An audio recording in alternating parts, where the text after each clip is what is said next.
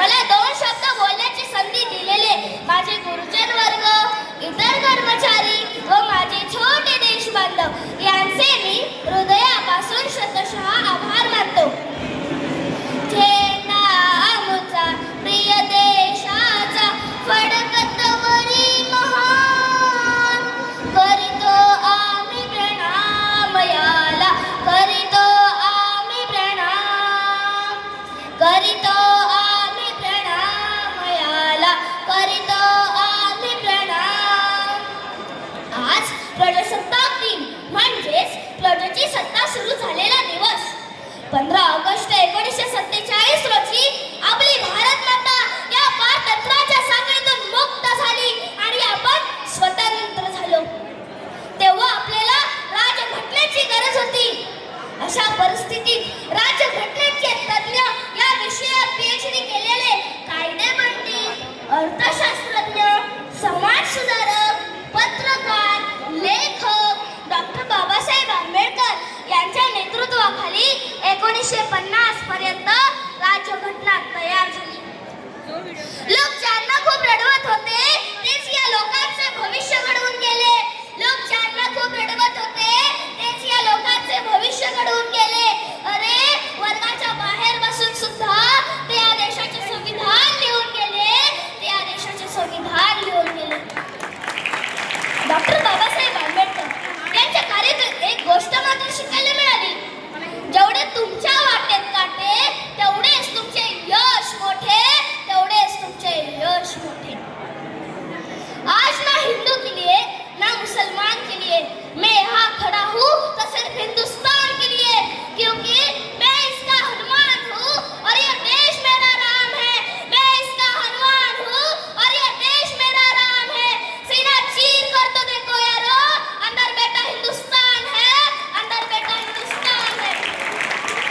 मित्रांनो, हे स्वातंत्र्य आपल्याला सहज मिळालेलं नाही, तर ते मिळालं आहे भगतसिंगच्या हसऱ्या फासातून, राजगुरूच्या धाडसातून आणि सुखदेवाच्या बलिदानातून.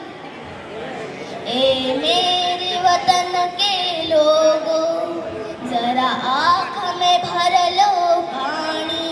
सर कोकिळा लता मंगेशकर यांनी गायलेली ही ओळ जरी ऐकली तरी डोळ्यासमोर येते राहतात ते क्रांतिकारक आणि त्यांनी केलेले बलिदान. ते ना जातीसाठी लढले ना धर्मासाठी लढले.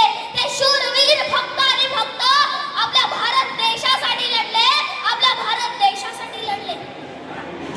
हा देश फक्त जमिनीचा तुकडा नाही, येथे शेतकऱ्यांचा घाम आहे, सैनिकांचे रक्त आहे. हा तो देश आहे जिथे आई आपल्या लेकराला झोपवताना लोरी नाही तर शौर्याची गाणी ऐकवते. हा तो देश आहे जिथे शून्यातून विश्व घडवणारे वैज्ञानिक आहेत आणि प्रत्येक विद्यार्थ्याच्या मनात ज्ञान पेरणारा शिक्षक किती उभा आहे, ज्ञान पेरणारा शिक्षक किती उभा आहे. हे सगळं तर एकटे माझ्या भारताकडे आहे, म्हणूनच माझा भारत महान आहे. सदैव टेकू अमुचा माथा, सदैव गाव एकच गाथा, अजिंक्य राहील सदैव आमची भारत माता, भारत माता. जेव्हा रशिया आणि युक्रेनचं युद्ध झालं होतं, जगाचे 2 भाग झाले होते.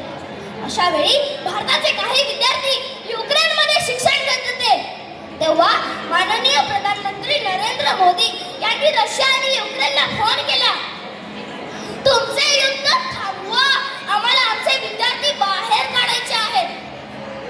तब्बल 24 तास युद्ध थांबलं.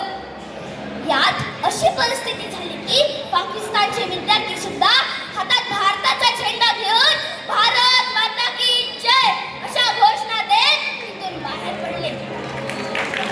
भारताकडे बोट दाखवणाऱ्या या पाक देशाला मला सांगावं असं वाटतं, ए पाक, तेरा ख्वाब ख्वाब ही रहेगा, तू किस्मत का मारा है, मारा ही रहेगा, तेरे हर सवाल का जवाब करारा ही रहेगा. कश्मीर कल भी हमारा था और आगे भी हमारा ही रहेगा, और आगे भी हमारा ही रहेगा. आज आपल्या भारतात रस्ते होत आहेत, तंत्रज्ञान वाढत आहे, चंद्रावर सुद्धा आपला झेंडा फडकतोय. असा हा माझा भारत खूप श्रीमंत आहे. पण प्रश्न एकच आहे, एवढ्या श्रीमंत भारतात नागरिक गरीब का? देशासाठी झगडतोय तोच विसरला जातोय आणि जो देशालाच विकतोय तोच मिळवला जातोय. माझा शेतकरी कर्जाच्या ओझ्याखाली दबतोय, फाईल पुढे सरकते पण न्याय मागे राहतोय. पैशांच्या जोरावर गुन्हेगार मोकळा फिरतोय. हा माझा भारत नाही असं ओरडावं असं वाटतं, कारण अशा भारताचं स्वप्न त्या शूरवीरांनी पाहिलं नव्हतं. किसी को लगता है हिंदू खतरे में है, तो किसी को लगता है मुसलमान खतरे में है. बेईमानी का चश्मा उतार कर तो देखो यारो, पता चलेगा कि हमारा हिंदुस्तान खतरे में है, कि हमारा हिंदुस्तान खतरे में है. पण आजही त्या भारताकडे आशा आहे, कारण आजही सैनिक सीमेवर प्राण देतोय, डॉक्टर रुग्णासाठी झगडतोय आणि शिक्षक अंधारात दिवा पेटवतोय. म्हणूनच माझ्या भारतावर पूर्ण विश्वास आहे. ना सरकार बदलने से वतन बदल जाएगा, ना सरकार बदलने से वतन बदल जाएगा.